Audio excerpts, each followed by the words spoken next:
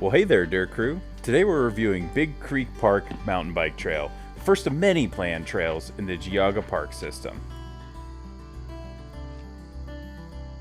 Now, this trail is brand new in 2020 and kind of hard to find, so follow our directions to get to the trail. Now, this trail opened through a combination of efforts between Canva and the Geauga Park System, and frankly, it was sorely needed. The northeast side of Cleveland does not have a lot of legal trails, and often I'd run into people that are driving 45 minutes just to have somewhere to ride, and now they've got somewhere local to start out with. Now, our regular Dirt Crew will note that I ride a pedal assist e-bike, and those are currently not allowed on the trail system. So I got approval to ride, but only with the assist completely locked out. So you're going to be seeing me huff, puff, and probably dying on the side of the trail. But with that being said, this trail is only just shy of 2 miles long, so even though it had some pretty aggressive short duration climbing, I was able to take adequate breaks between laps and mostly keep up with my partner Emily.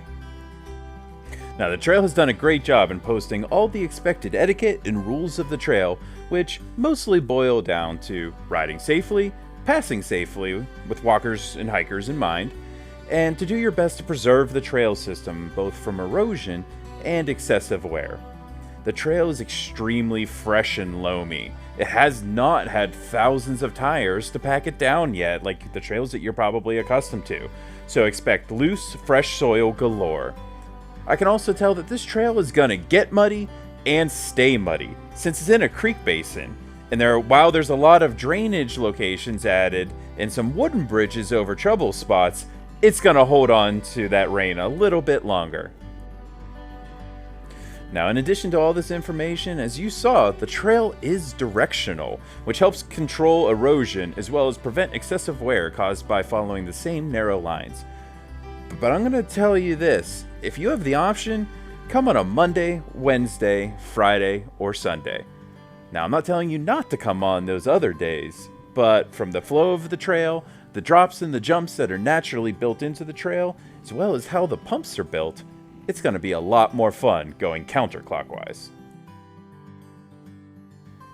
So this is a short trail, so we're going to do a short review. In fact, it's so quick that we're actually going to show you the entirety of it while we review the Dirty Scale. The Dirty Scale rates a trail from 1 to 5 and 5 key metrics, which determine how fun a trail is based off a person's individual riding preferences and profile. Now, being lower on the scale is not necessarily a bad thing, such as difficulty, as an inexperienced or newer rider may prefer an easy or moderate trail to practice and refine their technique without getting frustrated or putting themselves at unnecessary risk on a more difficult trail. So with that being said, we're going to start with difficulty, or how challenging the trail is, and what are the minimum and maximum skill levels to ride all of the features of this trail. Well, as you probably guessed, this is a very easy trail system. It's going to come in at a 2 out of 5, similar to your West Creek or Cabbage Patch in Medina. Now, for the most part, these feel like hiking trails that have been converted into mountain biking trails, but they still throw some surprises at you.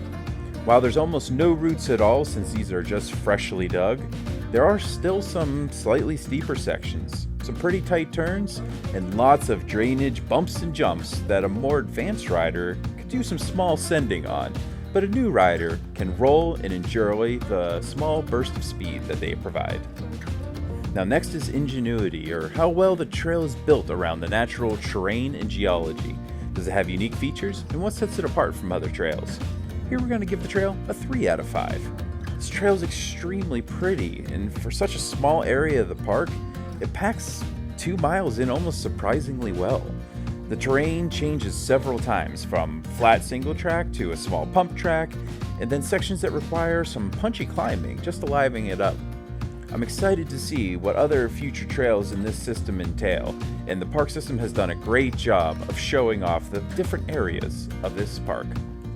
Now we have Rideability, or the flow and feel of the trail. Here we give it a 4 out of 5. This trail rides extremely fast, it's not overly challenging, and there's not a lot of elevation gain or loss, with a couple of key exceptions, nor is it particularly windy. I found myself pumping hard on this trail, obviously just to keep up with Emily, but there are a few sections where the turns are a little bit too sharp to maintain speed, But I think that once the trail hardens up, you should have no problem getting low and riding through those turns. Now, it should not surprise you that for trail features or the variety and amount of skill challenges, that this trail system gets a 2 out of 5. With very few exceptions, this is your standard single track, with some drainage cuts and wooden bridges thrown in. There's almost no true jumps, no rocks at all, but there is a small pump section with nothing that should really pose too much of a challenging for your beginner to moderate rider. Again, I want to reiterate, this is not necessarily a bad thing, as this trail is the first of many planned trails here. And the purpose of this one is going to open up mountain biking to a broader local audience and provide an option for a safe beginner riding experience. Now lastly, we have yielding, or how well known a trail is, how much you need to stop, and how much you're going to encounter other people on the trail. And here, we're going to give it a 4.5 out of 5. Being new, hard to find, and not even on an MTB project yet, we ran into one person our entire time there. This trail does not have a very big online footprint yet, and honestly it needs more attention so that riders can get out there and pack down the dirt.